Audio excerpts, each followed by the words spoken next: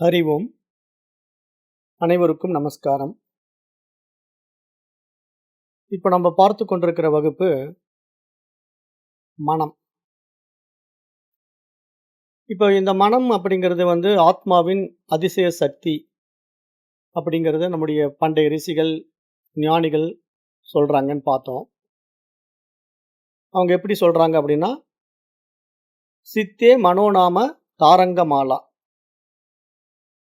அப்படின்னா என்ன அர்த்தம் அப்படின்னு கேட்டா, மனம் என்பது சித்தம் எனும் சமுத்திரத்தில் எழுகின்ற அலைகள் அப்படின்ட்டு மகான்கள், ஞானிகள், நம்முடைய பண்டைய ரிஷிகள் சொல்றாங்க. அப்ப அந்த சித்தம் அப்படிங்கிறது என்ன அப்படின்னு பார்த்தீங்கன்னா, நம்ம ஏற்கனவே சொன்னோம். அது ஈஸ்வர சித்தம் அப்படின்னு சொல்லிட்டோம். ஏன்னா சித்தம் அப்படின்னா நமக்கு தனி சித்தம் கிடையாது. அது பிரபஞ்ச மனம். அது ஈஸ்வர சித்தம் அப்படின்னு சொன்னோம். அப்ப அந்த ஈஸ்வர சித்தத்துல தான் இங்க எல்லாமே வெளிப்பட்டு கொண்டிருக்கு. இங்க நிகழ்வுகள் எல்லாமே அவனுடைய விருப்பப்படி தான் இங்க நடக்குது. அதற்கான கருவி தான் இந்த உடலும், மனசும் அப்படிங்கிறத நம்ம தொடர்ந்து இந்த பாடங்கள்ல பார்த்துட்டு இருக்கோம். அப்போ மனம் அப்படிங்கிறது அதன் மேல் எழுகின்ற அலைகள். அதாவது நம்ம இடத்துல எழுகின்ற எண்ணங்கள், ஆசைகள், நினைவுகள் எல்லாமே அந்த ஆத்மாவின் மீது எழுந்து அமுங்கி போகிற ஒரு அலைகள். அதுதான் கடல் மாரி நம்ம ஓமானம் குடுக்குறோம். ஒரு கடல்ல களங்கம் இல்லாம இருக்கிற கடல்ல அலைகள் வருது இல்லையா? அலைகள் வந்து வந்து மறையுது. அது மாரி அந்த ஆத்மாவினிடத்தில அலைகள் மேலே ஏறி எழுந்து விளையாடுது. அதாவது ஆத்மாவின் மீது ஏற்றி வைக்கப்பட்டிருக்கிறது. அப்படி சொல்லலாம். அதுக்கு தான் உதாரணமெல்லாம் சொல்லுவோம். ஒரு ஸ்படிக கல்லுல செம்பருத்தி பூவினுடைய நிறம் ஏறிக்கிட்டா, அந்த கல்லு சிவந்த நிறமா மாறிடும். ஆனா உண்மையிலேயே அந்த கல்லு சிவந்த நிறமான்னா இல்ல. அது வெள்ளையா பளிங்கு போல தான் இருக்கு. ஆனா அதுல எப்படி நிறம் வந்தது அப்படின்னா, அது பக்கத்துல வைக்கப்பட்ட செம்பருத்தி பூவ அது வாங்கிக்கிச்சு. அதனால அந்த நிறத்துல அது இருக்குங்கிற மாரி, இங்க மனம் அப்படிங்கிற எண்ணங்களுடைய தொகுப்பு இப்படி பிரகாசித்துக் கொண்டு இயங்கிக்கிட்டு இருக்கு அப்படிங்கிறத நம்ம பார்க்குறோம். அப்ப இப்படி பிரகாசிக்கிற இந்த மனத நம்ம என்ன சொல்றோம் அப்படின்னா, ஒரு கண்ணாடிக்கு ஓமானமா சொல்றோம். ஏன்னா, நீங்க எத போய் கண்ணாடியில காட்டுறீங்களோ, அதத்தான் அது பிரதிபிம்பித்து காட்டும். இப்போ கண்ணாடி முன்னாடி நம்ம எத காட்டுறோமோ, அத அப்படியே அது திருப்பி காட்டும். அப்ப நீங்க அந்த கண்ணாடியில நல்லத காட்டுனா, நல்லத திருப்பி காட்டப்போது. கெட்டத காட்டுனா, கெட்டத திருப்பி காட்டப்போது. அப்படிதான் கண்ணாடியினுடைய இயல்பு. அந்த கண்ணாடிக்கு பொறுத்தவரைக்கும், இது நல்லது, இது கெட்டதுன்னு தெரியுமா? அதெல்லாம் தெரியாது. அது என்ன காட்டுறாங்களோ, அத அப்படியே பிரதிபிம்பித்து காட்டுவது கண்ணாடியினுடைய இயல்பு அப்படிங்கிற மாரி, இங்க மனதுக்கும் அப்படிதான். இது நல்லது, இது கெட்டதுன்னுலாம் அதுக்கு தெரியாது. அது எது உள்ள குடுக்குறாங்களோ, அத அப்படியே வெளிப்படுத்தி காட்டும். அப்ப நாம இங்க என்ன பண்ணணும்? எது நல்லது, எது கெட்டது அப்படின்னு நம்ம பகுத்து பிரித்து பார்க்கணும். அதுக்கு தானே நமக்கு பகுத்தறிவு கொடுக்கப்பட்டிருக்கு. மனிதன் அப்படின்னா, அவன் நன்மை, தீமைகளை பகுத்து பிரித்து பார்த்து வாழ தெரிந்து கொண்டால் தான் அவன் மனிதன். அந்த பகுத்தறிவு பரிமாணத்துக்கே வரல அப்படின்னா, அவனை மனிதன் என்று சொல்ல முடியாது அப்படின்னு நம்ம கடந்த வகுப்புல சொல்லிட்டோம். அப்ப அதனால அப்படிப்பட்ட மனதை நம்ம எந்த மாரி விஷயங்களுக்கு உட்படுத்துறோம் அப்படிங்கிறதையும் நம்ம கவனிக்கணும். அதனால கண்டதெல்லாம் பார்க்கக்கூடாது அப்படிங்கிறது தான் நம்ம ஏற்கனவே சொன்னோம். தீயவை பார்க்காதே, தீயவை பேசாதே, தீயவை கேட்காதே. அப்ப நல்லதையெல்லாம் பார்க்கலாம், நல்லதையெல்லாம் கேட்கலாம், நல்லதையெல்லாம் பேசலாம். அப்படி தானே அர்த்தம். தீயவை பார்க்காதே, தீயவை பேசாதே அப்படின்னா, அதுக்கு ஆப்போசிட்டா இருக்கிறத செய்யலாம் அப்படின்ற ஒரு அனுமதி நமக்கு கொடுக்கப்படுவதா தான் அத அர்த்தமா எடுத்துக்கணும். அப்ப அப்படித்தான் நம்ம இங்க நடைமுறையில வாழணுமே தவிர, நம்ம அப்படியே மனம் அப்படிங்கிற ஒரு விஷயத்த கடந்து போயிடக்கூடாது. அப்ப இது மாதிரி ஆன்மீக பாடங்கள்ல வர்றவங்களுக்கு நெறைய பேர் மனம் இல்லாம போயிட்டா தானங்க அந்த அறிவு பிரகாசம்ன்னு சொல்றாங்க. அப்ப மனமற்ற நிலை எப்படிங்க? அது என்ன மாரி நிலை? மனம் அடங்குகிற வழி என்ன? அதுக்கு ஏதாவது உத்திகள் இருக்கா? பயிற்சிகள் இருக்கா? அப்படின்லாம் நெறைய கேட்கறாங்க இல்லையா? அந்த மனம் அடங்குதல், மனமற்ற நிலை அப்படிங்கிறத நம்ம எப்படி புரிஞ்சு வச்சிருக்கோம் அப்படிங்கிறத பொறுத்து நெறைய பேர் நடைமுறையில இருக்கிறாங்க. நெறைய பேர் நெறைய பேசிக்கிட்டு இருக்காங்க. அதையும் நம்ம பார்க்குறோம். ஏன்னா, மனதை அடக்குறேன் அப்படின்னா, எப்படி மனதை அடக்குறது? மனம் அடங்குதல் அப்படிங்கிற செயல் அடக்குனா அது அடங்கிடுமா? அது அடக்கக்கூடிய கருவி எதுவா இருக்கும்? அப்படின்லாம் நம்ம ஆராய்ந்து பார்த்தா, ஒவ்வொருத்தரும் ஒவ்வொரு விதமான விஷயங்கள சொல்றாங்க இல்லையா? இப்ப பூஜை பண்ணா மனசு அடங்கும், தியானம் பண்ணா மனசு அடங்கும், பிராணாயாமம் பண்ணா மனசு அடங்கும் அப்படின்லாம் நெறைய வழிமுறைகள் நமக்கு சொல்லி தராங்க. அப்ப நம்ம அதெல்லாம் நடைமுறைப்படுத்தி மனசு அடங்குறது அப்படின்னா, எப்படி அடங்குறது? அடங்குறதுன்னா ஃபர்ஸ்ட்டு புரிஞ்சுக்கணும்ல. மனம் அடக்குறது அப்படின்னா, வெளிப்படுத்தாமயே அடக்கிக்கிறதா? இல்ல கெட்ட விஷயங்கள வெளிப்படுத்தாம அடக்கிக்கிறதா? அதுலயுமே ஒரு கிளியர் பிக்சர் நமக்கு வேணும்ல. மனம் அடங்குறது அப்படின்ட்டு ஒட்டுமொத்தமா மனசே நம்ம செயல்படாம வச்சுக்கலாம் அப்படின்னா, அப்படி அடக்கிட்டா நீங்க எப்படி வாழ்க்கையில வாழ்றது? இப்ப நான் மனமே வேலை செய்யாம அடக்கிர்றேன் அப்படின்ட்டு மனதையே நீங்க அடக்கிட்டீங்கன்னு வச்சுக்கலாமே. அப்ப நீங்க பேனா, பென்சில்னா கூட என்னன்னு சொல்ல முடியாது. அப்புறம் ஒரு நடைப்பிணம் மாரி ஆயிடுவீங்க. ஒரு ஜடம் மாரி ஆயிடுவீங்க. அப்ப அப்படி வாழ்றதையா மனம் அடக்கிறதுன்னு சாஸ்திரம் சொல்லிக் குடுக்குது, அல்லது மகான்கள் சொல்லிக் குடுக்குறாங்க. அதுவும் நெறைய பேருக்கு புரியறதில்ல. ஏன்னா மனம் அடக்கிறது அப்படின்னா, ஏதோ அப்படியே மனமே வேலை செய்யாம அடக்கிக்கிறது போல இருக்கு, அப்படிங்கிற மாரி புரிஞ்சுக்கிறாங்க. அத வந்து மனோலயம் அப்படின்னு சொல்றாங்க அப்படின்ட்டு, மனதை வந்து லயப்படுத்திக்கிறேன் அப்படின்லாம் பல பயிற்சிகள், பல முயற்சிகள் செய்றவங்களெல்லாம் நம்ம கூட்டமா பார்க்குறோம். அது எல்லாமே ஒரு புரிதலற்ற தன்மை என்றத நம்ம பார்க்கிறோம். ஏன்னா, பெரும்பாலும் வந்து ஏதோ ஒருத்தன் சொல்றான்னா, அத அப்படியே செய்றது. எதுக்காக செய்றோம்? ஏன் செய்றோம்? அப்படிங்கிற ஒரு தெளிவு கூட இல்லாம வாழுகின்ற மனிதர்கள தான் நம்ம நெறைய பார்க்குறோம். ஆனா, இங்க நம்முடைய சனாதன தர்மமுடைய பார்வையில தான் நம்ப உண்மையா மனதை சரியா புரிஞ்சுகிட்டு பயணம் பண்ணும்போது, நம்ம வெற்றி அடைய முடியும். வாழ்க்கையில யார் யாரோ சொல்றத கேட்டு வாழ்றத விட, நம்முடைய பண்டைய ரிஷிகள், மகான்கள், ஞானிகள் காட்டுற வழி தான் வந்து சரியா இருக்கும். ஏன்னா, அவங்க அனுபவத்துல நமக்கு இந்த விஷயங்கள குடுக்குறாங்க. பல ஆயிரக்கணக்கான ஆண்டுகளுக்கு முன்னாடி அந்த அனுபவ உண்மைகள நம்மளோட பகிர்ந்துக்கிட்டாங்க. அவங்க பகிரப்பட்ட விஷயங்கள் வந்து இன்றைக்கு வரைக்கும் நம்முடைய நடைமுறையில இருக்கிறது இல்லையா? அதையும் பார்க்க வேண்டியதா இருக்கு. ஏன்னா, சனாதனம் அப்படின்னா, அதுக்கு என்றும் அழியாததுன்னு அர்த்தம். அப்போ இன்றைக்கு வரைக்கும் அழியாம ஒண்ணு இருக்குது அப்படின்னா, அது எப்படிப்பட்ட ஒரு உயரிய விஷயமாக இருக்க முடியும்? அதுதான் நம்முடைய ஞானிகள், மகான்களுடைய மனப்பான்மைன்னு நம்ம பார்த்தோம். அப்ப அந்த அடிப்படையில நம்ப அவர்களுடைய வழியில, மகான்களுடைய வழியில தான் நம்ப இங்க மனதை விசாரித்து பார்க்க வேண்டுமே தவிர, யார் யாரோ ஒரு YouTubeல சொல்றான், ஒரு புத்தகத்துல எழுதியிருக்கிறான், ஒரு ஆங்கில எழுத்தாளர் எழுதியிருக்கிறான் அப்படின்ட்டு அவன் சொல்ற வழியில நம்ம போனோம் அப்படின்னா, அது நம்ம மனதை வந்து மனப்பிறழ்வுக்கு உட்படுத்திடும். அதாவது மனநோயாளியா மாத்திடும். நாளடைவுல என்ன பண்ணுவாங்கன்னா, மனநோயாளியா மாறிடுவாங்க. அப்ப நாம இங்க மகான்கள், ஞானிகள் காட்டுகின்ற வழிமுறைகள் எல்லாம் எப்படி நமக்கு கொடுக்கப்பட்டிருக்கு அப்படின்னு பார்த்தீங்கன்னா, தத்துவங்களாக நமக்கு நெறைய விஷயங்கள புரிய வைக்கிறாங்க. அது வேதாந்த சாஸ்திரங்கள்லயும் பார்க்குறோம். யோக சாஸ்திரங்கள்லயும் பார்க்குறோம். நாத யோகம் அப்படிங்கிற நூல்கள்லயும் பார்க்குறோம். சித்த சாஸ்திரங்கள்லயும் பார்க்குறோம். இதை தவிர உபநிஷதங்கள்லயும் நம்ம இத பற்றி பார்க்கிறோம். இது மாரி நெறைய விஷயங்கள நம்முடைய மனதை பற்றி பண்டைய நூல்கள் பேசாத விஷயமே கிடையாது. வேதாந்தம் வந்து மனதை பற்றி பேசும்போது, அது அந்தக்கரணத்தின் ஒரு பகுதி அப்படின்னு சொல்லுது. யோக சாஸ்திரத்துல வந்து மனதை பற்றி பேசும்போது, அது பிராண சக்தியின் ஒரு இயக்கம் அப்படின்னு சொல்லுது. நாத யோகத்துல வந்து நம்ம மனதை பற்றி பார்க்கும்போது, அந்த நிசப்தத்துல நாதம் வந்து கரைந்து விட்டா, மனமற்ற நிலை அப்படின்னு நாத யோகம் சொல்லுது. சித்த சாஸ்திரங்கள், சித்தர்களுடைய வழிமுறையில பார்த்தா, அந்த சித்தம் எனும் கடலில் எழுகின்ற அலை தான் இங்கு மனசு என்று சித்தர்கள் சொல்றாங்க. உபனிஷத் பார்வையில பார்த்தீங்கன்னா, அந்த மனம் தான் உலகம். ஆனா, அந்த மனதுக்கு பரம சாந்திய குடுக்கணும், அமைதிய குடுக்கணும். அப்போ இந்த உலகம் நமக்கு அமைதியா தெரியும். அப்படின்னு உபநிஷதங்களுடைய பார்வையில, இப்படி ஒவ்வொரு பண்டைய நூல்களும் நமக்கு மனதை பற்றி சொல்ல வரும்போது, பல்வேறு பரிமாணங்கள்ல புரிய வைக்க பாக்குது அப்படிங்கிறதையும் நம்ம இங்க நல்லா ஆழமா உள்வாங்கிக்கணும். அதாவது பொதுவா மனதை பற்றி நம்முடைய சனாதன தர்மத்தினுடைய ரிஷிகள் பேசும்போது 10 நிலைகள பேசுறாங்க. 10 நிலைகள் மனதை பற்றி பேசும்போது, அதுல 3 பிரிவாக உட்படுத்துறாங்க. மனதை பற்றி பேசும்போது 3 பிரிவுகள். அந்த 3 பிரிவுகள் என்ன அப்படிங்கிறத மெயின் பாயிண்ட்டா நம்ம எடுத்துக்கணும். அதுல முதல்ல என்ன சொல்ல வராங்க அப்படின்னா, மனதை பற்றிய ஒரு அசுத்த நிலைகள சொல்றாங்க. அசுத்த நிலைகள்னா, மனம் தவறான புரிதல்கள்ல சிக்கிக்கிட்டு எப்படியெல்லாம் சின்ன பின்னமா வாழுது அப்படிங்கிறத அசுத்த நிலைகள் அப்படிங்கிற ஒரு பாயிண்ட்ல பேசுறாங்க. அப்புறம் மனதில் மாற்றங்களை நிகழ்த்த வேண்டிய சுத்திகரண நிலைகள். சுத்திகரண நிலைகள்னா, மனதை எப்படி நாம தூய்மைப்படுத்துறது? மனதை எப்படி மாற்றத்துக்கு உட்படுத்துவது? அப்படின்னு சொல்லி தராங்க. இங்க மனதை வந்து அடக்க சொல்லி தரல. மனம் அடக்குறது அப்படிங்கிறது அது நடக்காத விஷயம். மனதை அடக்கவும் முடியாது. ஏன் அப்படின்னா, நீங்க மனதை அடக்கிட்டீங்கன்னா, நீங்க வாழ முடியாதுல்ல. மனம் இல்லாம நான் வாழ்றேன்னா எப்படி வாழ முடியும்? வாழ முடியாது. ஆனா, அந்த மனதை வந்து நீங்க தூய்மைப்படுத்திக்கலாம். மன தூய்மை பண்ணி சுத்திகரணம் பண்ணிக்கிட்டீங்கன்னா, உங்களுக்கு வாழ்க்கையில மாற்றங்கள் நிகழும்.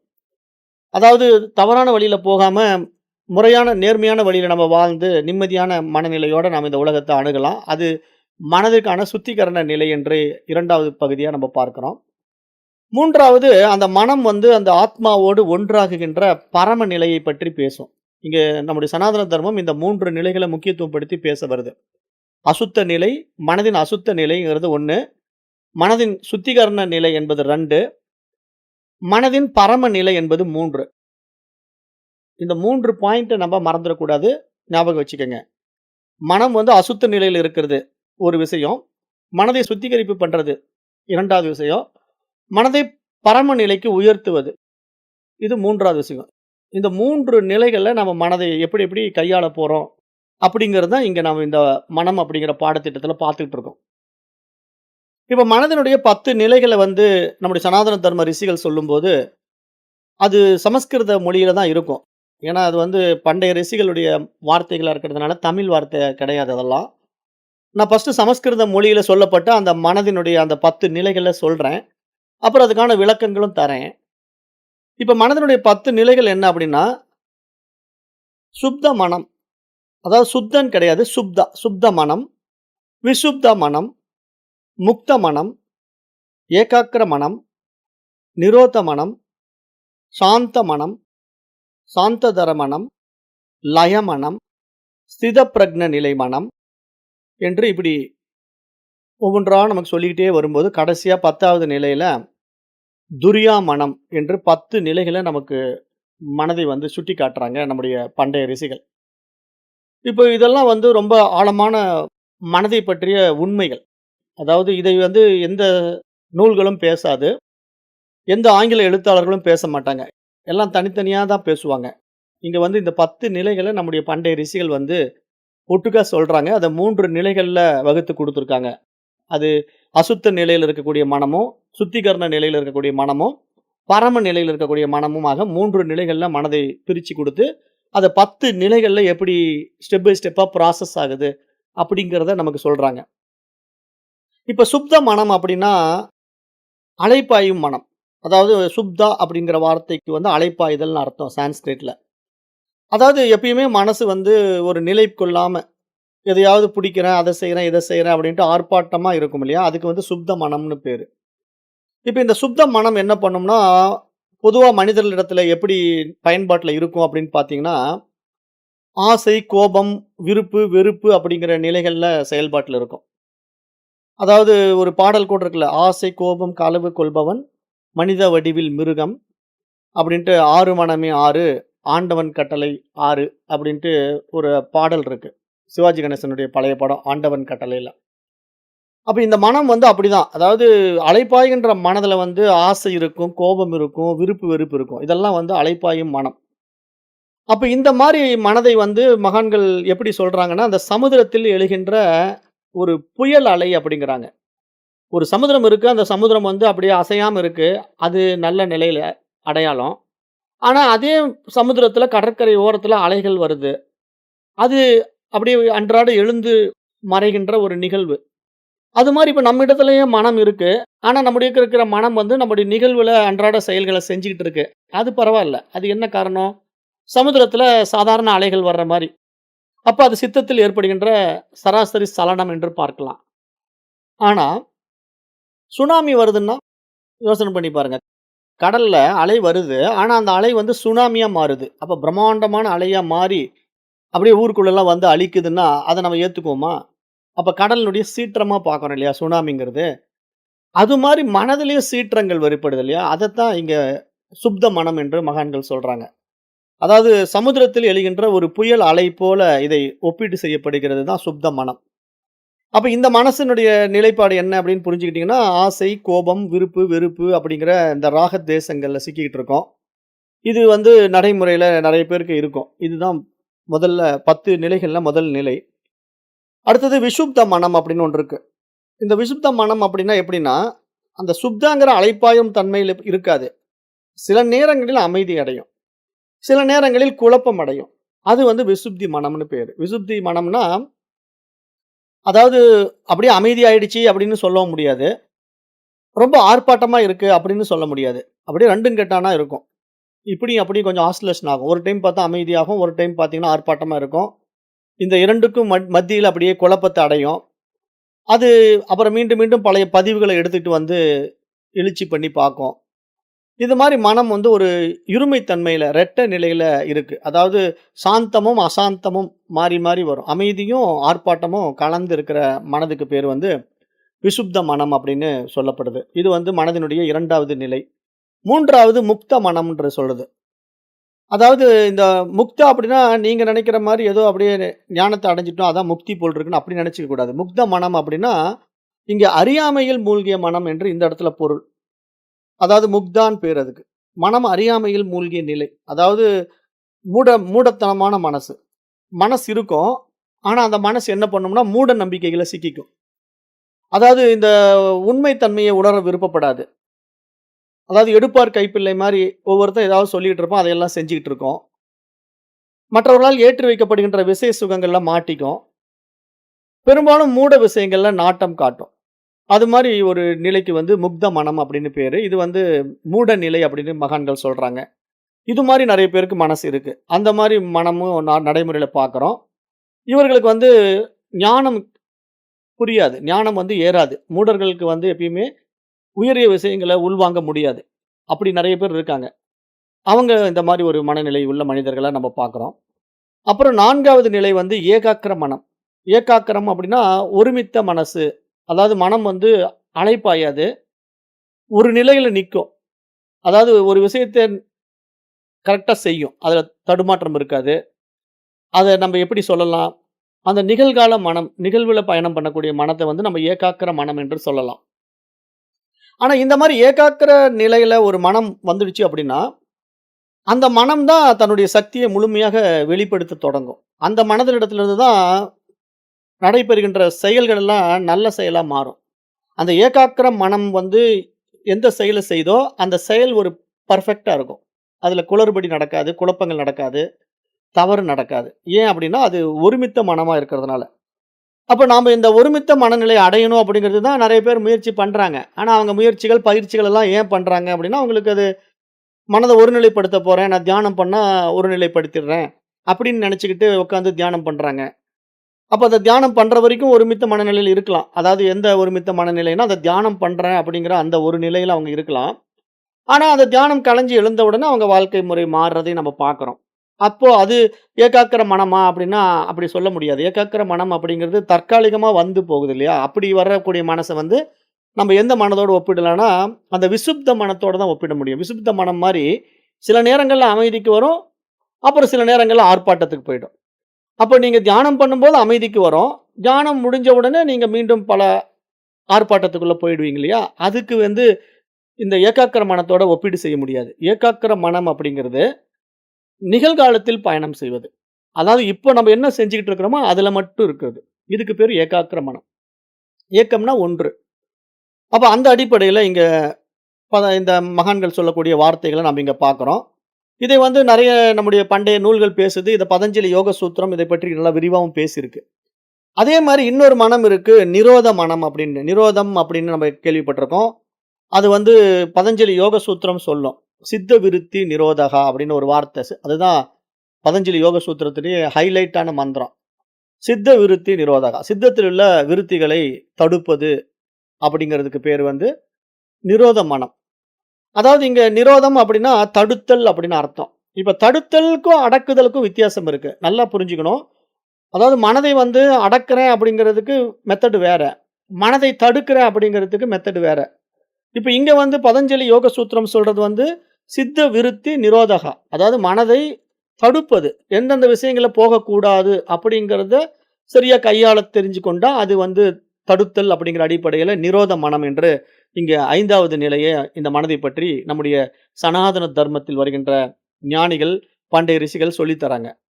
அப்ப இந்த நிரோத மனம் என்னன்னா, இந்த தடுத்தல் அப்படிங்கிற ஒரு விஷயத்த வந்து மனம் நல்லா புரிஞ்சு வச்சுக்கிச்சு அப்படின்னா, இந்த மனதுல எண்ணங்கள் எழுந்தாலும், அந்த மனத தானாவே கரைச்சுக்கலாம். அந்த எண்ணத்தை கரைச்சுக்கலாம். அத நடைமுறைப்படுத்த வேண்டியதில்ல. அப்போ இந்த நிரோத மனம் அப்படிங்கிற ஒரு நிலைய ஒருத்தர் அடையறாரு அப்படின்னா, அவருக்கு ஒரு தெளிவு இருந்தா தான் அந்த நிலைய அடைய முடியும். அதாவது அவர் மனதுல வந்து எண்ணங்கள் எழுந்திருக்கும். எழுந்திருக்கிற எண்ணத்த வந்து அவர் ஆக்டிவேட் பண்ண மாட்டாரு. அந்த எண்ணத்த பார்ப்பாங்க. இத நம்ம நடைமுறைப்படுத்தலாமா? வேண்டாமா? இத நடைமுறைப்படுத்துறதுனால நமக்கு நல்லதா? கெட்டதா? அப்படின்னு விசாரித்து பார்த்து, விவேகத்தினால விழித்துக் கொண்ட ஞானிகள் என்ன பண்ணுவாங்கன்னா, அந்த மனதில் எழுகின்ற எண்ணங்களை வந்து செயல் வடிவமா மாற்ற மாட்டாங்க. அப்ப இந்த நிலையில இருக்கிறவங்க மனசு வந்து நிரோத மனம் என்று புரிந்து கொள்ளணும்ங்கிறதுக்காக இங்க சொல்லப்படுது. அடுத்து 6வதாக சொல்லப்படுவது சாந்த மனம். இந்த சாந்த மனம் அப்படிங்கிறது பூரண அமைதி, முழுமையான அமைதி. அங்க வந்து அசைவுகளே கிடையாது. மனதில வந்து எண்ணங்களுடைய எழுச்சியே கிடையாது. இந்த மனசுல இருக்கிறவங்க வந்து வெளி உலகத்தை பற்றி சிந்திக்க மாட்டாங்க. அவங்களுக்குள்ள வந்து ஒரு பிரகாசம் இருக்கும். நித்திய சாந்தி இருக்கும். இத வந்து உபனிஷத் சொல்லும்போது இதை மனோலயம் என்று சொல்லும். இதத்தான் மனோலயம் அப்படின்னு சொல்லுவாங்க. மனோலயம்னா மனதை அடக்குறது கிடையாது. அந்த அலை பாய்கின்ற கடல்ல வந்து அலையே இல்லாம இருந்தா எப்படி இருக்கும்? அது மாரி. இப்போ கடல் வந்து அலை பாய்ந்து கொண்டிருக்கு. கடல் அலைகள் கடற்கரையோரமா வந்து வந்து போயிட்டு இருக்கு. ஆனா, அந்த கடல்லயே நீங்க கொஞ்சம் தூரம் பயணம் பண்ண உடனே அந்த கடல் அலைகள்லாம் இருக்காது. அங்க வந்து அப்படியே அமைதியா கடல் இருக்கும் இல்லையா? அது மாதிரி இங்க மனசு வந்து ஒரு அமைதியா சலனம் இல்லாம இருக்கிறத வந்து சாந்த மனம் அப்படின்னு சொல்றோம். அப்ப இந்த சாந்த மனதையும் நம்ப எப்படி அடையிறது? இது மாரி நெறைய வழிமுறைகள் இருக்கு இல்லையா? மனச வந்து நம்ப என்ன பண்ண போறோன்னே தெரியாம நெறைய பேர் பண்ணிக்கிட்டு இருக்காங்க இல்லையா? அதுக்கு தான் இவ்வளோ விளக்கம் நம்ம தர்றோம். அதாவது மனதினுடைய 10 நிலைகள ஃபர்ஸ்ட்டு தெரிஞ்சுக்கிட்டா தான், நீங்க எந்த இடத்துல இருக்கீங்க? உங்களுக்கு என்ன மாரி மைண்ட அப்டேட் பண்ணணும்? அப்படிங்கிற ஒரு ப்ராசஸே புரியும். அது புரியாம நீங்க மற்றவர்கள் சொல்லிக் குடுக்குற எல்லா விஷயத்தையும் எடுத்து அப்படியே நடைமுறைப்படுத்துனீங்க அப்படின்னா, அது உங்களுக்கு ஒர்க் அவுட் ஆகாது. பெரும்பாலும் நெறைய பேருக்கு நடக்கறதில்ல அப்படிங்கிறத நம்ம பார்க்குறோம்.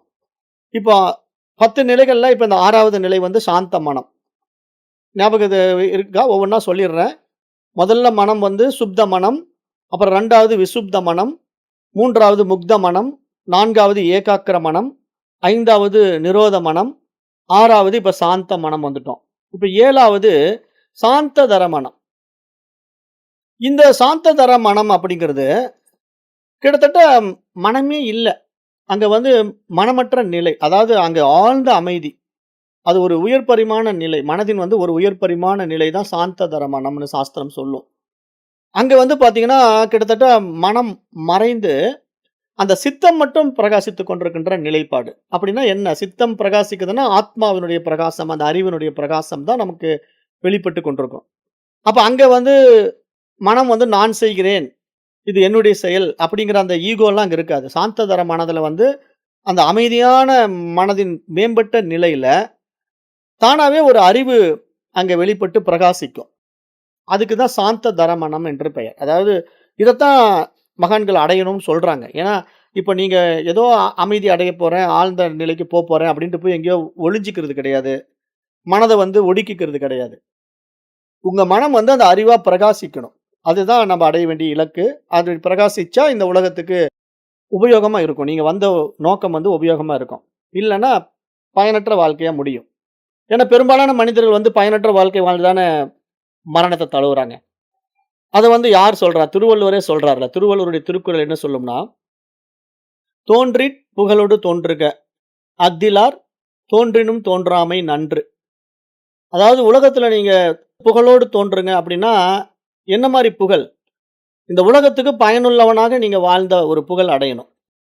அதாவது புகழ் அப்படிங்கிறது வந்து ஏதோ இப்போ சினிமாவுல நடிச்சு ஃபேமஸ் ஆற புகழோ, அல்லது ஒரு அரசியல்வாதியா நம்ம வாழ்ந்து அடையிற புகழோ அப்படி புரிஞ்சுக்க கூடாது. புகழ் அப்படிங்கிற வார்த்தை வந்து ஒரு புனிதமான வார்த்தை. அந்த புகழ், புகழ்ச்சி அப்படி சொல்ல வரல. "தோன்றிற் புகழொடு தோன்றுக, அஃதிலார் தோன்றிலும் தோன்றாமை நன்று." அப்ப நம்ம புகழோடு இந்த உலகத்துல வாழ்றது அப்படின்னா, இந்த உலகத்துக்கு உபகாரமா, உயரிய விஷயங்கள செய்கிறவனா, நம்ம வாழும்போது இந்த உலகம் நம்மள மதிக்கும் இல்லையா? இந்த உலகம் நம்மளை பாராட்டும் இல்லையா? அந்த புகழ், அந்த புகழ்ச்சி. அதாவது சும்மா முகஸ்துதி புகழ்ச்சியோ, அல்லது ஒரு பதவி சுகத்துக்காக இவங்களா உருவாக்கிக்கிற புகழ்ச்சியோ அப்படி கிடையாது. அப்படி சொல்ல வரல. இப்ப புகழ்ச்சி அப்படிங்கிறத கூட நெறைய விஷயங்கள் பேசலாம். புகழ்ச்சி அப்படின்னா, இப்ப சினிமா நடிகனுக்கு ஒரு புகழ்ச்சி கிடைக்குதுன்னா, அந்த புகழ்ச்சி நிரந்தரமான புகழ்ச்சியானா இல்ல. அது ஒரு தற்காலிகமான புகழ்ச்சி. இப்ப ஒரு காலத்துல நம்ம சிவாஜி கணேசன வந்து, ஆஹா! இப்படி நடிச்சாரு, அப்படி நடிச்சாரு. இப்படிப்பட்ட ஒரு நடிகர், இப்படிப்பட்ட ஒரு நடிகர்ன்னு புகழ்ந்தோம். இப்ப யாராவது சிவாஜிய புகழ்றோமான்னா, இப்பல்லாம் விஜய் தான புகழ்றோம். இப்பல்லாம் விஜய் தான் சூப்பர். அப்படி நடிக்கிறார், இப்படி நடிக்கிறாருங்கிறோம். அப்போ அது ஒரு நிரந்தரமான புகழ்ச்சியா இல்ல பார்த்தீங்களா? அப்படி சொல்ல வரல இங்க புகழ்ச்சிங்கிறது. எப்பப்பவும் நம்ம புகழ்ந்து கொண்டே இருக்கணும் இல்லையா? அதுதானே உண்மையான புகழ்ச்சி. இப்ப அப்படி நம்ம யார புகழ்றோம்? பண்டைய ரிஷிகள நம்ம இன்றைக்கு வரைக்கும் புகழ்ந்துகிட்டு இருக்கிறோம். இப்ப புகழ்ச்சி அப்படிங்கிறது பார்த்தீங்கன்னா, 5000 ஆண்டுகளுக்கு முன்னாடி நம்முடைய சாஸ்திரங்கள வந்து குடுத்த பண்டைய ரிஷிகள, ஞானிகள நம்ம இன்னைக்கும் நினைவுபடுத்தி பேசுறோம். அவங்கள பத்தி புகழ்ந்துடுறோம். அதுதான் உண்மையான புகழ்ச்சி. அப்ப அந்த நிலைப்பாட்ட அடையறது தான் திருவள்ளுவர் சொல்றாருங்கிறதுக்காக இந்த திருக்குறளுக்கு இவ்வளவு விளக்கம் குடுத்தேன் நானு. அப்ப ஏன் இத குடுக்க வேண்டியதா இருக்குன்னா, அந்த நிலைக்கு நம்ம உயரணும் இல்லையா? அது எப்ப கிடைக்கும்? அந்த சாந்த தர மனம் வரும்போது. அந்த சாந்த தர மனதுல என்ன ஆகும்னா, உங்களுக்கு அறிவு பிரகாசிக்க தொடங்கும். உங்க மூலமா இந்த உலகத்துக்கு பல நல்லது நடக்கும். அப்படிப்பட்ட ஒரு வாழ்க்கைய வாழ்றது தான் இங்க புகழ்ச்சின்னு நம்ம சொல்றோம். அது சாந்த தர மனம் 7வது. 8வது லய மனம். இப்ப இந்த லய மனம் அப்படிங்கிறது, மனம் முழுமையாக அதன் மூல ஆத்ம சித்தத்திலே கரைந்து விடுகின்ற நிலை. இப்ப இந்த மனோலயம் அப்படிங்கிறது இங்க எப்படி புரிஞ்சுக்கணும் அப்படின்னா, மனம் லயமாதல், மனம் ஒடுங்குதல் அப்படின்னா, மனம் இல்லாம போறதில்ல. அது எதுல போய் ஒடுங்குதுங்கிறத கவனிக்கணும். இப்ப மன லயம், மனோ ஒடுக்கம் அப்படிங்கிறது, மனம் எங்கிருந்து வெளிப்பட்டதோ, அங்கேயே போய் ஒடுங்கும். அதுதான் மனோலயம். அப்ப மனோலயம்னா நெறைய பேர் எப்படி புரிஞ்சுக்கிறாங்கன்னா, மனமே இல்ல போல் இருக்கு. மனசே இருக்காது போல் இருக்குன்னு நெனச்சுக்கிறாங்க. மனோலயம் அப்படிங்கிற வார்த்தையும் எத சொல்லிடுதுன்னா, ஆத்மாவினிடத்துல போய் ஒடுங்குறத சொல்லுது. மனம் வந்து எங்கிருந்து கிளம்புனது? அந்த எண்ணங்களுடைய தொகுப்பாக வெளிப்பட்டு பிரகாசிக்கிறது சித்தத்திலிருந்து வெளிப்பட்டது. அப்ப சித்தம் எங்கிருந்து வந்தது? அது ஈஸ்வர சித்தம். ஈஸ்வரனுடைய நிலைப்பாடு. அப்ப ஈஸ்வரன் எங்கிருந்து வந்தான்? பிரம்மத்தின் வெளிப்பாடு. அப்ப பிரம்மம் யாரு? தூய அறிவு. அப்ப தூய அறிவாகிய ஆத்மாவில் சென்று ஒடுங்குதல். அதுக்கு தான் மனோலயம்னு பேரு. அப்ப அந்த ஆத்மாவில் சென்று மனம் ஒடுங்குனா, அங்க மனோலயம். அத வந்து நம்முடைய நாத யோகத்திலே நம்ம பார்த்தோம். மனம் நாத்தே லயம் யாத்தி. அதாவது மனம் நாதத்தில் கரைந்தது என்றால், அது தன்னையே இழந்து விட்டது என்று அர்த்தம். அப்ப இங்க அந்த நிலைக்கு வந்து சமாதின்னு நம்ம சொல்றோம்.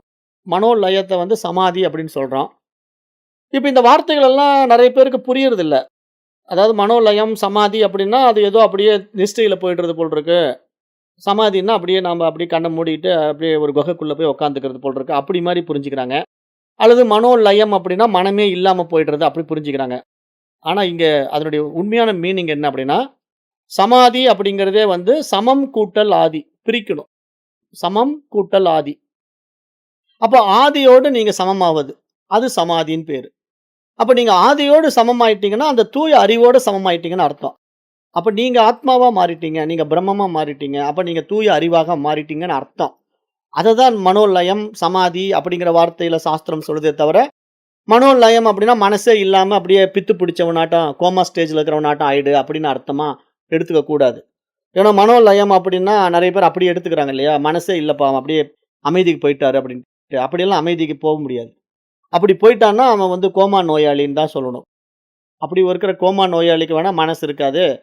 அவன் வந்து தான் யாருன்னு தெரியாது, உலகம் எப்படின்னு தெரியாது, உறவுகள் தெரியாது.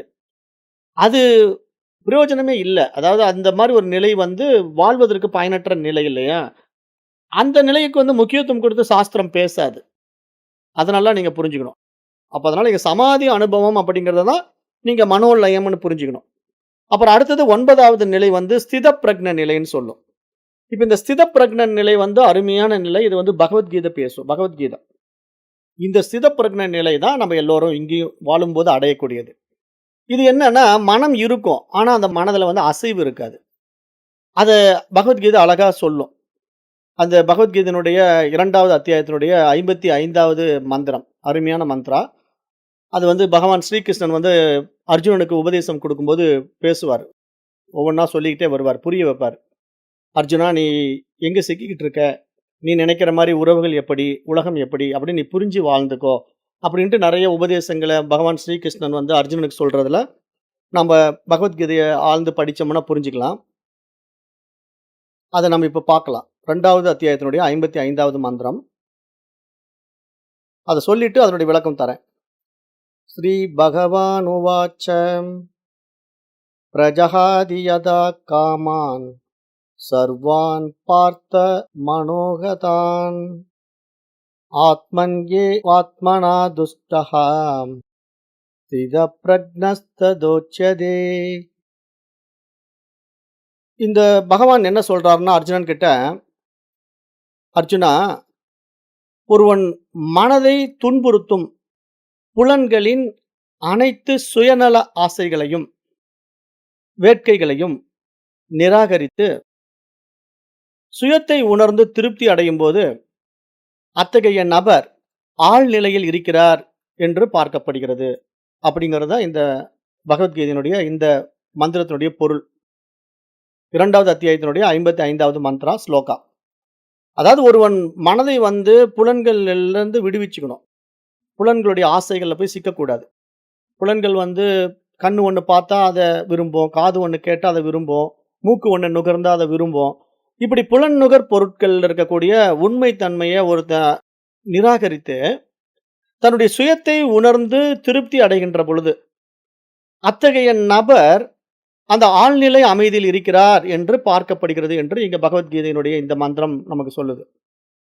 அப்ப அது எப்படி புரிய வைக்கிறாங்க அப்படின்னா, இப்ப பூமியை நோக்கிய ஈர்ப்பு விசையால் ஒரு கல் ஈர்க்கப்படுவது போல, இங்கு ஒவ்வொரு விஷயமும் இயற்கையாகவே அதன் முழுமையை நோக்கி ஈர்க்கப்படுகின்றன அப்படிங்கிற ஒரு ஆழமான உண்மையை இங்க சாஸ்திரம் சொல்ல வருது. ஏன்னா, இங்க எல்லாமே ஒரு ஈர்ப்பு நியதிக்குள்ள இருக்கு. அதாவது ஈர்ப்பு நியதி அப்படிங்கிறத நீங்க எப்படி இங்க புரிஞ்சுக்கணும் அப்படின்னா, இப்ப மனசு அந்த ஈர்ப்பு நியதிக்குள்ள தான் போயிட்டு இருக்கு. ஆனா, அது ஈர்ப்பு நியதிக்குள்ள போகுதுங்கிறத தெரிஞ்சுக்காமயே நெறைய பேர் வாழ்றோம் இல்லையா? அதுதான் அஞ்ஞானம், அறியாமைன்னு நம்ம சொல்றோம். அந்த ஈர்ப்பு நியதி, அந்த இயல்பு நியதி அப்படிங்கிறத நம்ம எப்படி புரிய வைக்கலாம் உங்களுக்கு எளிமையா புரியிற மாரி அப்படின்னா, இப்ப விதையிலிருந்து ஒரு மரம் உருவாகுதுன்னா, அந்த மரம் மீண்டும் தன்னுடைய மூலத்துக்கே திரும்பும். அதுதான் விதை. மீண்டும் விதையத்தான் குடுக்கும். ஒரு விதைய நீங்க பூமியில நட்டு வைக்கிறீங்க. ஒரு ஆலமர விதைய நட்டு வைக்கிறீங்க. இப்ப அந்த ஆலமர விதை என்ன ஆகும்? 2 துளிர் விடும். 2 இலையோட வெளிய வரும். அப்புறம் செடி ஆகும். அப்புறம் அப்படியே பெரிய மரமாகும். அப்புறம் தண்டு, அப்புறம் அதுல கிளைகள், அப்புறம் இலைகள், அப்புறம் அதுல பூக்கள், காய்கள், கனிகள், அப்புறம் ஆலமர விழுதுகள். திருப்பி வேர்கள் எல்லாம் உண்டாகி, ஒரு பிரம்மாண்ட ஆலமரம் உருவாயிடுச்சு. ஆனா, அது எங்கிருந்து வந்தது? ஒரு சிறிய கடுகு அளவு இருக்கிற விதையில தான் வந்தது. அப்ப அது அப்படியே பெரிய மரமா மாறி ஒரு கனி வந்த பிறகு, அந்த கனிக்குள்ள பார்த்தீங்கன்னா, அதே விதை தான் மீண்டும் இருக்கும். என்னங்க இவ்வளவு தூரம் என்னென்னமோ பண்ணிட்டு இருந்தது, அப்புறம் கடைசியில எதுக்காக வந்துச்சுங்க அப்படின்னா, அது மூலத்துக்கே திரும்புறதுக்கான முயற்சியில தான் திருப்பி வந்திருக்கு பாருங்க. அப்ப ஒரு விதையிலிருந்து உருவாகிய மரம் மீண்டும் விதைகளையே கொடுக்கிறது அப்படிங்கிறது தான் இங்க விசேஷத்தன்மை. அது உள்ள வாங்க தெரிஞ்சுக்கணும். அப்ப இங்க எல்லாமே மூலத்துக்கு திரும்புது இல்லையா? அததான் இங்க சாஸ்திரம் சொல்லுது. ஒரு விஷயத்துல ஆதியிலிருந்து வந்த எல்லாமே மீண்டும் அந்த ஆதிக்கு தான் திரும்பணும். ஆதி மூலம் என்ற இறைவன் பிரம்மம், அறிவு, ஆத்மா என்ன வேணா பேர் வச்சுக்கங்களாம். உங்களுக்கு பிடிச்ச பேர் வச்சுக்கங்க. சிவம், விஷ்ணு அப்படின்னு என்ன வேணா வச்சுக்கலாம். அது எல்லாமே ஆதியிலிருந்து வருது. அந்த ஆதியிலிருந்து வெளிப்பட்டவை எல்லாம் மீண்டும் ஆதிக்கே திரும்பணும். அந்த மூலத்துக்கே திரும்பணும். அப்ப அந்த மூலத்துக்கே திரும்புற நிகழ்வு இங்க நடந்துகிட்டு இருக்கு. அது எல்லாரிடத்திலயும் நடக்குது. அது எங்க? சாதாரண தாவரங்கள்ல ஆரம்பிச்சு அது மனிதன் வரைக்கும் அதான் நடக்குது. ஆனா அந்த நிகழ்வ கடந்து போறவங்க தான் நெறைய. அத புரிந்து கொண்டு வாழ்பவர்கள் மிக மிக குறைவு. அப்ப அத நம்ம இங்க புரியும்போது, இங்க ஒட்டுமொத்த ஒரு மூலம் இருக்கு இல்லையா? ஆதி மூலம். அதுதான் நம்ம இறைவன்னு சொல்றோம், ஆத்மான்னு சொல்றோம், அறிவுன்னு சொல்றோம், பிரம்மம்ன்னு சொல்றோம். அப்ப அதிலிருந்து வெளிப்பட்டவைகள்லாம் அதன் மூலமாகவே அதிலேயே போய் ஒடுங்குறது அதனுடைய பகுதிகளா தான் பார்க்க முடியும். ஒரே ஒரு விதை தானே. ஆலமரம்ங்கிறது ஒரு சின்ன விதையிலிருந்து உருவானது. ஆனா அதுல எத்தன பகுதிகள் இருக்கு பாருங்க. எத்தனை விஷயங்கள் வந்துருச்சு அதுல. ஒரு பெரிய தடிமனான தண்டு, மரத்தினுடைய தண்டு. அப்புறம் அதிலிருந்து நெறைய பிரான்ச்சஸ் இருக்கு. கிளைகள் இருக்கு. நெறைய கிளைகள். அப்புறம் ஏகப்பட்ட இலைகள். அப்புறம் அதுல பூக்கள், நெறைய பூக்கள், அப்புறம் காய்கள், கனிகள், அப்புறம் மீண்டும் அதுல நெறைய விதைகள். அப்ப ஒரு விஷயம் பலவாறாக பரிணமித்து காணப்படுவது நம்ம நடைமுறையில ஒரு சின்ன மரத்திலேயே பார்க்கும்போது, இந்த பிரம்மாண்ட பிரபஞ்சம் அப்படிதான் படைக்கப்பட்டிருக்கு. அதாவது ஒரு விஷயத்திலிருந்து உருவாக்கப்பட்ட இந்த பிரம்மாண்ட பிரபஞ்சம் எங்கிருந்து வந்ததோ, அது அங்கேயே தான் திரும்பும். அங்கேயே தான் திரும்பி ஆகணும். ஆனா, அது எப்படி திரும்பணுங்கிறத தெரிஞ்சுக்கிட்டா தானே நீங்க அந்த மூலத்த பிடிக்க முடியும். விதையிலிருந்து தான் இந்த ஆலமரம் வந்ததுன்னு தெரிஞ்சுக்கிட்டா தானே நீங்க அந்த ஆலமரத்தினுடைய விதை தான் இதுன்னு கன்ஃபார்ம் பண்ண முடியும். இல்லன்னா தெரிஞ்சுக்க முடியாது இல்லையா? அத சொல்லுது இங்க. அப்ப தனிப்பட்ட ஆத்மா அப்படிங்கிறது இங்க ஒன்றும் இல்லைங்கிறதையும் இங்க நிரூபிக்குது. ஏன்னா, இங்க நாம தனி, இறைவன் தனி அப்படின்னு பிரிக்க வேண்டியதில்ல. ஏன்னா, இப்போ அந்த விதை வேற, இந்த விதை வேறன்னு பிரிக்க முடியாது. எந்த விதையிலிருந்து ஆலமரம் வந்ததோ, அந்த விதையிலிருந்து வெளிப்பட்ட அதே விதைகள் தான் பலவாறாக இருக்கே தவிர, இல்ல நீங்க அது வேற விதைங்க, இது வேற விதைங்கன்னு நீங்க சொன்னீங்கன்னா, அப்ப எப்படிங்க அந்த ஆலமரம் வந்தது? அந்த விதையிலிருந்து தானங்க வந்தது. அப்ப அந்த விதையிலிருந்து வந்தது அந்த விதைக்கு வேறாக இருக்க முடியாது தானே! அப்ப அந்த விதைக்கு வேறாக இருக்க முடியாத மரத்தில் இருக்கின்ற அத்தனையும் அந்த விதைக்கே உரித்தானது. அத நல்லா நீங்க புரிஞ்சுக்கணும். அது மாதிரி இங்க ஆத்மாவிலிருந்து அந்த ஆதி மூலத்திலிருந்து வெளிப்பட்ட நாமெல்லாம் அதற்கே உரித்தானவர்கள். அதற்கு வேறானவர்கள் இல்லை அப்படிங்கிறது நீங்க புரிஞ்சுக்கிட்டா மட்டும்தான் இங்க ஏகத்துவம் வரும். ஒருமித்த தன்மை வரும். ஒன்னஸ் வரும். இல்லன்னா வரவே வராது. இருமை மனப்பான்மையே மனசுல இருந்துட்டு இருக்கும். அதுதான் மைண்ட் ரெடி ப்ளே. அப்ப அதத்தான் இங்க சாஸ்திரங்கள் நமக்கு புரிய வைக்குது. அந்த எல்லையற்ற ஆனந்த கடலின் ஒரு துளி போல ஒரு பெரிய கடல் இருக்கு. அந்த கடல்ல இருந்து ஒரு துளி நீர் வெளியே தெறிச்சு விழுது. ஆனா அந்த துளி போல மனிதன் மனதின் வாயிலாக தன்னை தனித்துவப்படுத்திக் கொள்கிறான் அப்படிங்கிறத சாஸ்திரம் இங்க சொல்ல வருது. இங்க மனம் அப்படிங்கிற ஒரு விஷயத்தின் மூலமா மனிதன் தன்னை தனித்துவப்படுத்திக்கிறான். ஆனா அது கடல் நீருக்கு வேறான நீர் அல்ல அங்க தெறிச்சு விழுந்தது. வெளியே தெறிச்சு விழுந்த நீர் வந்து கடல் நீரே தான் தெறிச்சு வெளியே விழுந்திருக்கு. ஆனா அந்த நீர் தன்னை தனித்து பார்ப்பது போல இங்க மனிதன் ஆத்மாவினிடமிருந்து வெளிப்பட்ட அதிசய சக்தியான மனதை தனித்துவப்படுத்திக் கொண்டான் என்று இங்க சுட்டிக்காட்டுற விஷயமா நம்ம இங்க பார்க்கிறோம். அப்ப இறைவனின் இந்த தூய உணர்வை ஒருவன் உள்ளத்தில் உணர்ந்து கொண்டு அந்த ஆன்மாவின் பேரின்பத்தை அனுபவிக்க முயற்சிக்கும் போது அது தெய்வீக அன்பாக மாறுகிறது என்று இங்க சாஸ்திரம் சொல்ல வருது. அப்ப அந்த தெய்வீக அன்பு அப்படிங்கிறது எப்ப நமக்கு நடைமுறை வரும் அப்படின்னா, இங்கு எல்லாம் இறைத்தன்மையில் இருக்குன்னு புரிஞ்சுக்கிட்டா அது அன்பா பரிணமிக்கும். அப்ப அன்பே சிவம் என்று நம்ம சொல்ல முடியும். ஆனா அந்த ஆன்மீக இயல்பை அறியாமல், அந்த இறைத்தன்மையை உணராமல், தன்னை இந்த உடலாகவும் மனமாகவும் பாவித்துக் கொண்டு வாழுகின்ற மனிதனிடத்துல அந்த அன்பு என்னவா மாறும்? காமமாக மாறும் என்று சாஸ்திரம் சொல்லுது. அங்க அன்புக்கும் ஆசைக்கும் வித்தியாசம் இருக்குன்னு சொல்லுது. அன்பு வேற, ஆசை வேற. இப்ப அன்புங்கிறது தெய்வீக அன்பு. எல்லாவற்றிலும் தன்னை காண்பது. எல்லாவற்றுக்கும் அந்த ஏகத்துவமா இறைவனை உணர்வது. அது அன்பு. ஆனா ஆசை அப்படின்னா, அது சுயநலமா மாறிடுது இல்லையா? என்னுடையதுங்கிற அபிமானம் வந்துருது. எனக்குன்னு ஒரு ஆசை வந்துருது. அப்ப இங்க தான் நம்ம வந்து மாட்டிக்கிறோம் அப்படிங்கிறது இங்க கீதையும் இத தான் சொல்லுது. கீதையினுடைய இந்த இடமே அதுதான். பகவான் வந்து ஸ்ரீகிருஷ்ணன் யார்கிட்ட சொல்றார்? அர்ஜுனன் கிட்ட சொல்லும்போது, மனதை துன்புறுத்தும் புலன்களின் அனைத்து சுயநல ஆசைகளையும் நிராகரித்து, சுயத்தை உணர்ந்து திருப்தி அடையும் போது, இந்த ஸ்லோகத்துக்கு இதான் பொருள். சுயத்தை உணர்ந்து திருப்தி அடையும் போது, அத்தகைய நபர் ஆழ்நிலையில் இருக்கிறார் அப்படின்னு சொல்றாரு. அப்ப திருப்தி வருதா? உங்க மனசுக்கு நீங்க கேளுங்க. வராது. ஏன்னா நம்ம போதுமென்ற மனசு நம்மகிட்ட வராதனால தான் நிறைவாக மாட்டேங்கிறோம். எதுலயுமே நமக்கு நிறைவு இல்ல. நிறைவின்மை வருது. ஆனா இங்க ஸ்ரீகிருஷ்ணன் மாரி ஞானிகளும், மகான்களும், ரிஷிகளும் பண்டைய நூல்கள நமக்கு புரிய வச்சிடுறாங்க. என்ன புரிய வச்சிடுறாங்கன்னா, மனதை துன்புறுத்தும் புலன்களின் அனைத்து சுயநல ஆசைகளை துறந்து, சுயத்தை உணர்ந்து திருப்தி அடையும் போது அத்தகைய நபர் ஆழ்நிலையில் இருக்கிறார் அப்படின்னு சொல்றாருன்னா, எப்படிப்பட்ட ஒரு உயரிய விஷயத்த பேசுறார் அப்படின்னு புரிஞ்சுக்கங்க. இதுக்கு ஓமானம் சொல்லுவாங்க. நம்முடைய மகான்கள் வந்து ஓமானம் சொல்லுவாங்க. எப்படின்னா, ஒரு சூடான பாலைவன மணல் இருக்கு. அங்க பாலைவனம் அது வந்து அப்படியே மணல் தகிக்குது. எது? சூரிய வெப்பத்தினால மணல் தகித்துக் கொண்டிருக்கு. அது ஒரு பாலைவன பகுதி. அந்த பாலைவன பகுதியில தெரியாம ஒரு மான் வந்துடுது. அது வந்து ஒரு சோலைவனத்திலிருந்து தெரியாம பாலைவனத்துக்குள்ள வந்துடுது. தடம் மாறிடுச்சு. தடை மாறி அது அந்த பாலைவனத்துக்குள்ள வந்த உடனே அது பாக்குதாமா. அந்த பாலைவனத்த பாக்குது. பார்த்த உடனே அங்க பார்த்தீங்கன்னா, மணல் பரப்பு தெரியுது. பயங்கரமா மணல் பரப்பு தெரியுது. ஆனா தூரத்துல பார்த்தீங்கன்னா, நீர் ஓடை மாரி அப்படியே நீர் தெரியுது. தக தக தகன்னு ஒரு ஏரி மாரி அங்க தெரியுது. உடனே அந்த மான் என்ன நெனச்சுக்குதாமா, அடடா! அங்க நீர் இருக்கும் போல இருக்கே. நாம ரொம்ப தூரம் நடந்து வந்து களைப்பாயிட்டோம். அப்ப நம்ம அந்த நீர போய் குடிச்சிட்டு வந்துடலாம் அப்படின்ட்டு, அந்த கானல் நீரை பார்த்து இந்த மானானது என்ன பண்ணுதுன்னா, அதை உண்மை என்று கருதிக் கொண்டு, தனக்கு முன்னால் தண்ணீர் இருப்பதாக நினைத்துக் கொண்டு, தாகம் தீர்க்க ஓடுகிறது. அந்த பாலைவனத்தில இருக்கிற நீர பார்த்து அந்த மான் ஆனது என்ன பண்ணுதுன்னா, தாகம் தீர்க்க ஓடுது. ஆனால் அது எவ்வளவு அதிக தூரமாக அந்த நீரை நோக்கி ஓடுகிறதோ, அந்த அளவுக்கு அதனிடத்துல ஆர்வம் மிகுந்து தான் ஓடும். ஏன்னா, இப்ப நீர் கிடைச்சிடுச்சுன்னா, அதுக்கு ஒரு சந்தோஷம் தானே. நம்ம நீரே இல்லைன்னு நெனச்சுக்கிட்டு இருந்தோம். தாகமா தவிச்சுக்கிட்டு வந்தோம் பாலைவன பகுதியில. ஆனா, தூரத்துல பார்த்த உடனே நீர் கிடைச்சிடுச்சு. அப்ப அந்த நீர போய் குடிச்சிடலாம். நமக்கு தாகம் தணியும் அப்படின்ட்டு ஒரு ஆர்வக் கோளாறுல ரொம்ப ஆர்வமா ஓடுது. அது ஒரு மாயையின் பின்னால் ஓடுவதை அறிய முடியாத அவல புத்தி, மந்த புத்தியினால் துரதிர்ஷ்டவசமான அந்த மான் மாயையான தண்ணீரை துரத்திக் கொண்டே பாலைவன மணலில் ஓடி ஓடி சோர்வின் மிகுதியால் களைப்படைந்து வறண்டு இறந்து விடுகிறது. இதுதான் மகான்களுடைய ஓமானம். மகான்கள் வந்து ஒரு விஷயத்த சொல்றதுக்கு ஓமானம் படுத்தும்போது இதை சொல்றாங்க. எப்படி சொல்றாங்கன்னா, இது மாதிரி ஒரு மாயையில மனம் மாட்டிக்குது. உலகம்ங்கிற மாயையில மனசு மாட்டிக்கிட்டு, எப்படி அந்த மானானது ஒரு பாலைவன சோலையில இருந்து வெளிப்பட்டு, பாலைவன மணல் பகுதிக்கு வந்துடுது. மணல் பகுதிக்கு வந்தது, அந்த மணல்ல இருக்கக்கூடிய நீரை பார்த்து உண்மையான நீர் என்று நினைத்து அந்த நீரை நோக்கி ஓடுது. அந்த நீரை நோக்கி ஓட, ஓட அந்த நீர் கிடைச்சிடுமா? அது சும்மா கானல் நீர். இது ஓட, ஓட நீர் காட்டிக்கிட்டே இருக்கும். ஆனா, அந்த நீரை அடையவே முடியாது. கானல் நீருங்கிறது வெப்பச்சலனத்தினால் உண்டாக்கப்பட்ட நீருங்கிறதுனால, அத நீங்க எவ்வளவு தூரத்துல இருந்து பார்த்தாலும் தெரிஞ்சுக்கிட்டே இருக்கும். ஆனா, நீங்க அந்த இலக்கை அடைய முயற்சி எடுத்து ஓடிக்கிட்டே இருந்தாலும் ஓடிக்கிட்டே இருக்கலாம். அது கானல் நீர் தோன்றிக் கொண்டே இருக்கும். அது ஏன்னா, வெப்பச்சலனம் இருக்கிற வரைக்கும் அது தோன்றிக் கொண்டே இருக்கும் இல்லையா? அப்படி ஓடி, ஓடி, ஓடி இந்த மான் களைத்து போயி, ஒரு ஸ்டேஜ்ல சோர்வின் மிகுதியால வறண்டு போயி மரணம் அடைந்து விடுகிறது. அதுபோல ஜடசக்தியான மாயாவும் மனதின் வாயிலாக நம்மிடத்திலே மனமகிழ்ச்சியை உண்டாக்கி, அந்த மாயையான மகிழ்ச்சியின் பின்னால் நம் புலன்களின் தாக்கத்தை தணிக்கும் நம்பிக்கையில் நாமும் ஓடிக்கொண்டிருக்கிறோம்.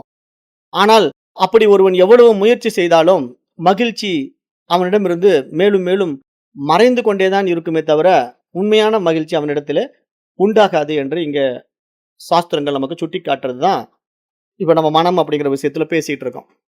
அப்ப மனம் அப்படிங்கிறது ஒரு மாயா சக்தி. அப்ப அந்த மாயா சக்தி நம்மள எப்படி மயக்குது? எதுல கொண்டு போய் மாட்ட விடுது? மனதில் எப்படிப்பட்ட எண்ணங்களால் நம்ம சீரழிக்கப்பட்டிருக்கிறோம்? இப்ப அந்த மானுக்கு புரியல. அது கானல் நீருன்ட்டு. அதனால அது போய் தன்னுடைய வாழ்க்கைய முடிச்சுக்கிச்சு. ஆனா மனிதனுக்கு புரியணும் இல்லையா? இது நல்லது, இது கெட்டதுன்ட்டு. ஏன்னா ஒரு மிருகம் வரைக்கும் பகுத்தறிவு பரிமாணம் வளரல. நம்ம ஏற்கனவே சொன்னோம். மனிதன் வரைக்கும் பல்வேறு பரிணாமங்கள் இருக்கு. அதுல வந்து ஒரு அறிவு தாவரத்துல தொடங்கி 5 அறிவு மிருகம் வரைக்கும் இந்த மாரி விசாரித்து பார்க்கின்ற விவேகம் இல்லாம வாழுகின்ற வாழ்க்கை முறையில அவைகள் வந்த வேலைய முடிக்காமயே போயிடுதுங்க. ஆனா மனிதன் ஒருத்தன் மட்டும் தான் நமக்கு கொடுக்கப்பட்ட பகுத்தறிவு பரிமாணத்தை பயன்படுத்தி நன்மை தீமைகளை புரிந்து கொண்டு வாழ கத்துக்கிட்டா, அவன் வந்த வேலைய முடிச்சுட்டு போலாம் இல்லையா? அப்ப அதத்தான் நம்ம இங்க புரிஞ்சுகிட்டு வாழணும் அப்படிங்கிறத, இப்ப நம்ம பகவத்கீதையின் மூலமா சுட்டிக்காட்டுறதையும் பார்க்கிறோம். ஏன்னா மனசு அப்படி நம்மள அலைக்கழிக்க வச்சு ஆர்ப்பாட்டம் பண்ணுதுன்ட்டு. அப்ப நான் ஏன் இங்க வந்து இவ்வளவு தூரம் 10 விஷயங்கள பேசிக்கிட்டு வந்தவன் இந்த ஒரு விஷயத்த ஸ்தித பிரக்ஞ நிலைய மட்டும் புடிச்சு பேசிக்கிட்டு இருக்கிறேன். ஸ்தித பிரக்ஞ நிலை அப்படிங்கன்னா என்னன்னா, மனம் இருந்தாலும் அதில் அசைவு இல்லாம வாழத் தெரியுமான்னு பாருங்க. ஏன்னா மனம் இல்லாம உங்களால வாழ முடியாது. ஆனா மனசு இருக்கணும். ஆனா அந்த மனம் வந்து சலனம் இல்லாம உங்கள நடைமுறைப்படுத்த முடியுமா? அசைவு இல்லாம உங்களால வாழ முடிஞ்சா, நீங்க ஸ்தித பிரக்ஞன். இத பகவத்கீதை சொல்லிக் குடுக்கும். ஸ்தித பிரக்ஞ நிலை. அப்ப இந்த ஸ்தித பிரக்ஞ நிலைய அடையறதுக்கு நான் இப்ப உங்களுக்கு வழி சொல்லிட்டு இருக்கிறேன். இந்த மனம் அப்படிங்கிற டாபிக்ல பேசிட்டு இருக்கிறேன். இத பற்றி கருட புராணம் பேசும். கருட புராணம் வந்து பேசும்போது, சக்ரதரோபி சுரத்வம் சுரத்வலாபே சகல சுரபதித்வம் பௌதிரும் சுரபதிரூத்த வகதித்வம் நதாபி நனிவர்த்தே திருஷ்ணாகா அப்படின்ட்டு இங்க கருட புராணத்துடைய சமஸ்கிருத மந்த்ரா. இது தமிழ்ல சொல்லும்போது என்ன சொல்லலாம் அப்படின்னா, ஒரு அரசன் வந்து இந்த நாட்டை ஆண்டு கொண்டிருக்கிறான். ஒரு குறிப்பிட்ட பகுதியை ஆண்டு கொண்டிருக்கிறான் அப்படின்னா, அந்த அரசனுக்கு வந்து அந்த குறிப்பிட்ட பகுதியை ஆண்டு கொண்டிருக்கிறவனுக்கு வந்து ஆசை எப்படி வருமாமான்னா, நாம இந்த ராஜ்யத்துக்கே இந்த ஒட்டுமொத்த ராஜ்யத்துக்கே பேரரசனா மாறணும் அப்படின்னு ஒரு ஆசை வந்துரும். ஏன்னா, அது மனதனுடைய போக்கு அப்படிதான்.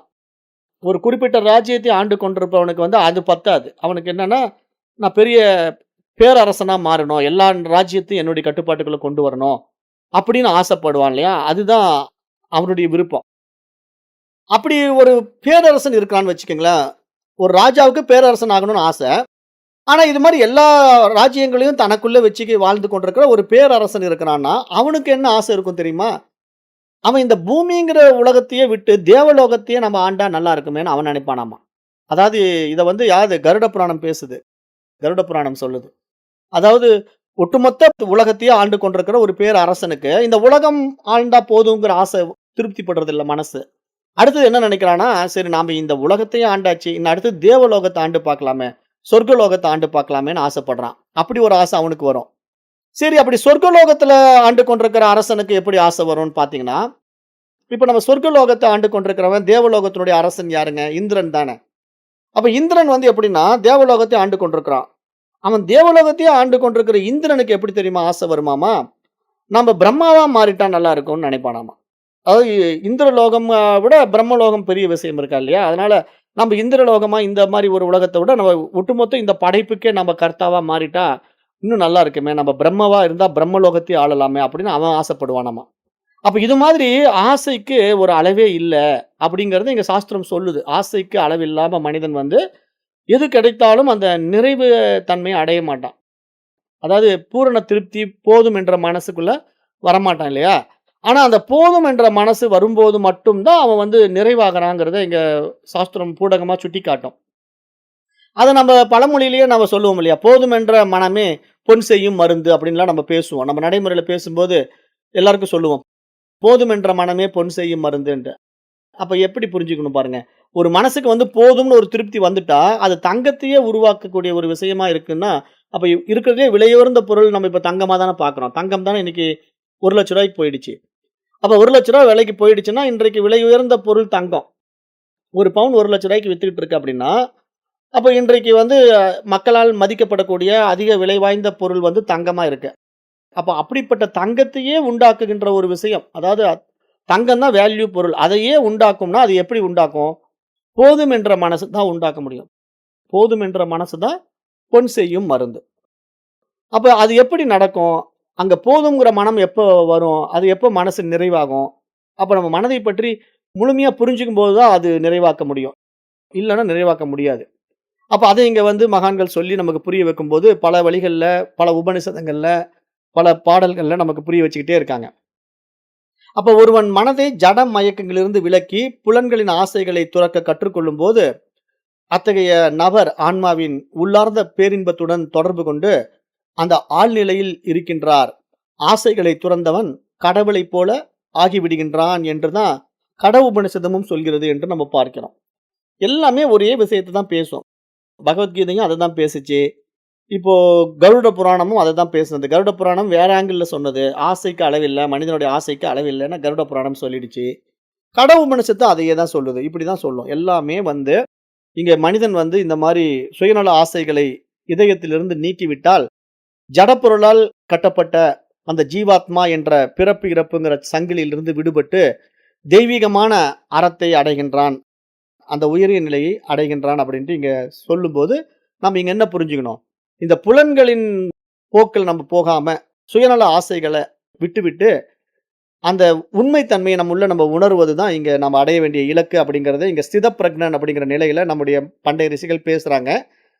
அந்த நிலைய அவங்க எப்படி சொல்ல வராங்க? அந்த ஸ்திதப்பிரக்ஞன் நிலை அப்படின்னா, அங்க மனசு இருக்கும். ஆனால் ஆசைகளால் அலைக்கழிக்கப்படாது. அப்ப அது எப்படிங்க சாத்தியமாகுது அப்படின்னா, அங்க தூய அறிவு நிலை பிரகாசிக்குதுன்னு சாத்தியமாகும். அதுதான் நான் சொல்ல வரேன். நான் என்ன சொல்ல வரேன்னா, இந்த உலகத்துல மனம் இல்லாம நீங்க வாழ முடியாது.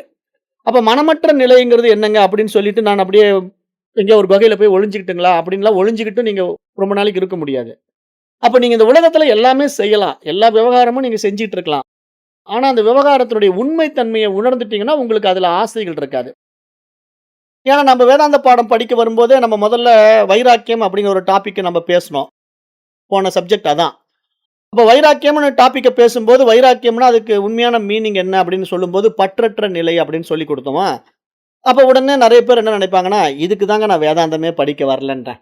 நான் வேதாந்தம் படிக்க வந்தேன்னா, உடனே நீங்க பற்றற்ற நிலை எல்லாத்தையும் தொறந்துடு, விட்டுடு அப்படிங்கிறீங்க. அப்ப நம்ம எல்லாத்தையும் விட்டுடுறதுக்கு தான் நான் இப்ப வேதாந்தம் படிக்கணுமாங்க? இது எதுக்குங்க? இத படிச்சு நான் என்னங்க பண்ண போறேன்? அப்படின்னு நெறைய பேர் மனசுக்குள்ள நெனச்சுக்கிறாங்க இல்லையா? இப்படி நெனச்சுக்குவாங்க. நெறைய பேர் அப்படி நெனச்சுக்கிட்டு வேதாந்த கிளாஸ் விட்டு போயிடுறவங்களையும் நம்ம பார்க்குறோம்.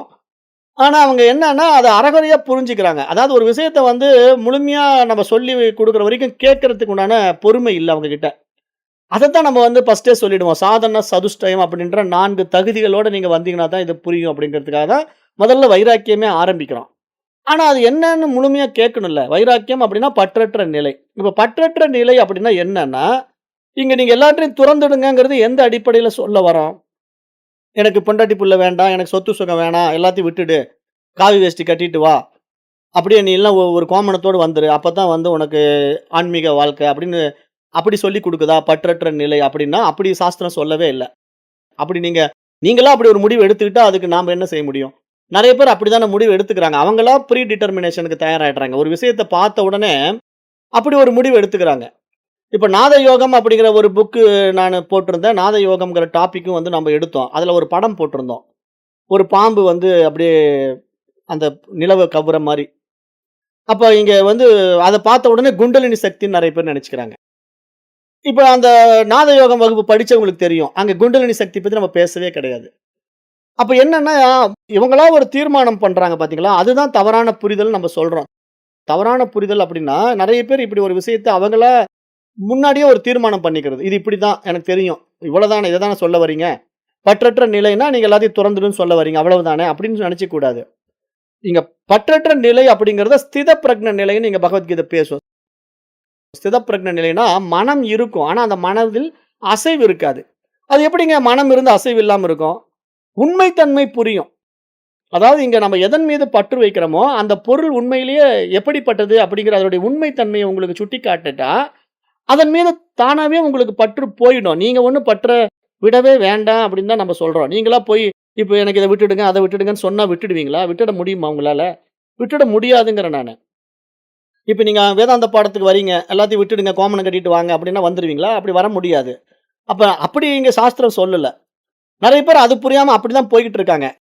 நான் வேதாந்தம் படிக்க போறேன், கோமணம் கட்டிட்டு போகணும்.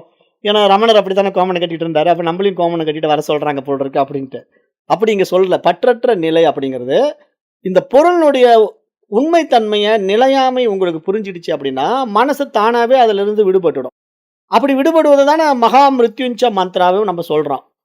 ஓம் திரையம்பகம் யஜாமகே சுகந்திம் புஷ்டிவர்தனம். உருவாருகம் இவ பந்தனான் மிருத்யோர் முக்ஷிய மாமிருதாத்ன்னு அந்த மந்திரம் எதை சொல்ல வருது?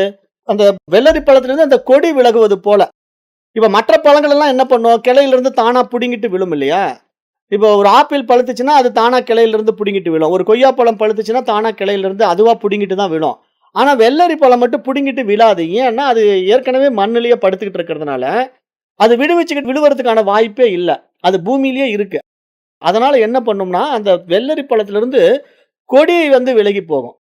அந்த கொடியானது என்ன பண்ணும்னா, ஓ! இந்த பழம் பழுத்துடுச்சு. இனிமேல் இந்த பழத்துக்கு நம்ம எதையுமே குடுக்க வேண்டியதில்ல. சத்து குடுக்கணும், நீரை பாய்ச்சணும் அப்படின்னு எந்த அவசியம் இல்ல. அது பழுத்துடுச்சுன்ன உடனே அந்த கொடி என்ன பண்ணுமாமா, தானாவே வெள்ளரி பழத்திலிருந்து டிஸ்கனெக்ட் ஆயிடும். அது மாதிரி இப்ப நீங்க பழுத்துட்டீங்க அப்படின்னா, உங்களுக்கு தானாவே இதெல்லாம் டிஸ்கனெக்ட் ஆகும். அப்ப நீங்க பழுத்துக்கிட்டீங்களாங்கிறது உங்களுக்கு தெரியணும்ல. அதுக்கு தான் இங்க பக்குவம்னு நம்ம சொல்றோம். அந்த மனப்பக்குவம் வந்தா தான் நீங்க பழுத்துட்டீங்களா, பழுக்கலையா அப்படிங்கிறது புரியும். அப்ப நீங்க அந்த மனப்பக்குவத்த அடைஞ்சிட்டீங்கன்னா, நீங்க பழுத்துட்டீங்க. அப்படி பழுத்த பிறகு இந்த உலகம் உங்ககிட்ட இருந்து டிஸ்கனெக்ட் ஆகும். அப்ப டிஸ்கனெக்ட் ஆகுறதுன்னா, அந்த நிலை உங்களுக்கு புரியும். இங்க ஒண்ணும் அடையறதுக்கு ஒண்ணும் இல்ல. இங்க தெரிஞ்சுக்கிறதுக்கு, புரிஞ்சுக்கிறதுக்கு அல்லது பிடிச்சுக்கிறதுக்கு நீங்க ஒண்ணுமே இல்ல அப்படின்னு நல்லா புரியும். அதுதான் பற்றற்ற நிலை. அதுதான் வைராக்கியம். அந்த நிலைய வந்து நீங்க ஞானத்தினால அடையணுமே தவிர, ஒருத்தன் சொல்லிட்டாங்கிறதுக்காக நீங்க அப்படி மாறுறீங்கன்னா, அது தற்காலிகமாக வரக்கூடிய அந்த ஜிக்னாசா, ஜிகாசா வைராக்கியம் நம்ம சொன்னோம் இல்லையா? 2 வைராக்கியம். அந்த ஜிக்னாசா வைராக்கியம் அப்படிங்கிறது ஒரு விவேகத்தினால அடையிற வைராக்கியம். ஜிகாசா வைராக்கியம் அப்படிங்கிறது அரைகுறை அறிவுல தவறா புரிஞ்சுகிட்டு, நானு அப்போதைக்கு ஒருத்தன் இறந்து போயிட்ட உடனே இந்த உலகமே மாயம், இந்த வாழ்க்கையே மாயம். நம்ம உறவுல ஒருத்தர் இறந்து போயிட்டாங்கன்னு வச்சுக்கங்களேன், அப்ப நமக்கு ஞானம் வந்துரும். திடீர்னு அந்த உறவு இறந்து போன உடனே ஒரு ஞானம் வரும். என்ன சொல்லுவாங்கன்னா, "பாருங்க எனக்கு வேண்டியவர் இறந்துட்டாரு. இத்தன நாள் என் கூடவே இருந்தாரு. எவ்வளவு அன்பா அவரும் நானும் வாழ்ந்தோம் தெரியுமா? அவரே போயிட்டாரு. எனக்கு இனிமேல் இந்த வாழ்க்கையே வேண்டாங்க. இந்த உலகத்துமே எனக்கு பிடிக்கலைங்க. இந்த உலகமே எனக்கு வெறுத்து போச்சு. வாழ்க்கையே மாயம்.